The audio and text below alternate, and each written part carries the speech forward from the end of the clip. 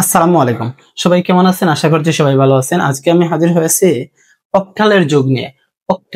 Octal binary কিংবা hexadecimal যে কোনো টাইপের যোগ করার ক্ষেত্রে আমাদের যে বিষয়টি খেয়াল রাখতে হবে, যোগফল যদি দুইটা সংখ্যা কিংবা তিনটা সংখ্যার যোগফল যদি তার বেইজের সমান কিংবা তার চেয়ে বেশি হয়, বেইজের সমান কিংবা তার চেয়ে বেশি হলে আমরা কি করব? বেইজ বিয়োগ করে বিয়োগফল যা থাকবে তা যদি বেইজের ছোট হয় তাহলে আমরা এখানে বসিয়ে দেব। চলুন ওই দুইটা অঙ্ক আমরা যোগ করলে আমরা কি করতে পারবো, ওই বিষয়টা ক্লিয়ার হবে।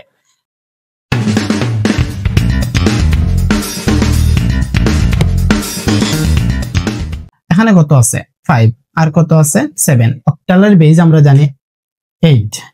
অক্টালের বেজ কত? 8 বা 8।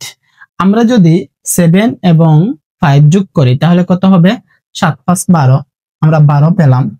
12 বেজের চাইতে বেশি বেশি হলে কি করতে হবে? আমরা প্রথমে বেজটাকে বিয়োগ দিতে হবে।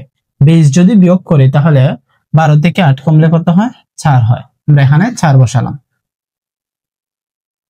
কয়বার বিয়োগ দিয়েছি? যেহেতু একবার বিয়োগ দিয়েছি তার মানে এখানে হাতে আছে 1। যয়বার বিয়োগ দিব হাতে ততই থাকবে। এখানে কত আছে? 6। 6 আর 5 কত? 11। 11 আর হাতের 1 কত হলো? 12। 12 থেকে আবারও আমরা তার বেজ বিয়োগ দিলাম। বেজ বিয়োগ দিলে কত হবে? 4 হবে। আমরা 4 বসালাম। এখানে কত আছে? 7। 7 আর 3 যোগ করলে কত হয়? 10 হয়। আর যেহেতু এখানে 1 হাতে ছিল, 10 আর 1 কত হবে? 11 হবে। আমরা আবারও 11 থেকে বেজের চাইতে বেশি হয়ে গেছে, তাই আমরা কি করব? বেজ বিয়োগ দিব। 11 থেকে 8 বিয়োগ করলে কত হয়? 3 হয়। আমরা 3 পেলাম, এখানে 3 বসালাম। যেহেতু আমরা একবার বিয়োগ দিয়েছি তার মানে হাতে 1 আছে। হাতের 1 আর ওই পাশে কোনো সংখ্যা আছে? নাই। যেহেতু কোনো সংখ্যা নাই তাহলে হাতের যে 1 ছিল ওই 1টি আমরা বসিয়ে দিলাম। এই দুইটা সংখ্যার যোগফল হচ্ছে এইটা।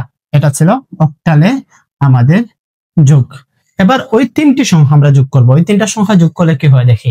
এখানে কত আছে? 3। 3 আর 5 কত? 8। 8 এর সাথে কত হয়? 15। 15 সংখ্যাটা অক্টালের বেজ 8 এর চাইতে বেশি হয়ে গেছে। তাহলে আমরা কি করব? বেজ 8 বিয়োগ করব। বেজ 8 বিয়োগ করলে কত পাবো? আমরা 7 পাবো। আমরা এখানে 7 বসাবো। এখন এখানে কত আছে? 4। 4 আর 3 কত? 7। 7 আর 7 কত হয়? 14। 14 আর এখানে যেহেতু 1 ছিল হাতে, 1 15। 15 থেকে আমরা কি করব? 8 বিয়োগ দিব। 8 বিয়োগ দিলে কত হবে? 7। আমরা এখানে 7 বসালাম। হাতে কত আছে? 1। এখানে কত আছে? 6 আর 4 10। 10 আর 5 15 আর হাতের 1 কত হলো? 16। আমরা 16 থেকে কি বিয়োগ করব? 16 থেকে আমরা তার বেজ বিয়োগ করব। বিয়োগ করলে কত হয়? 8 হয়। এখানে কত আছে? 8।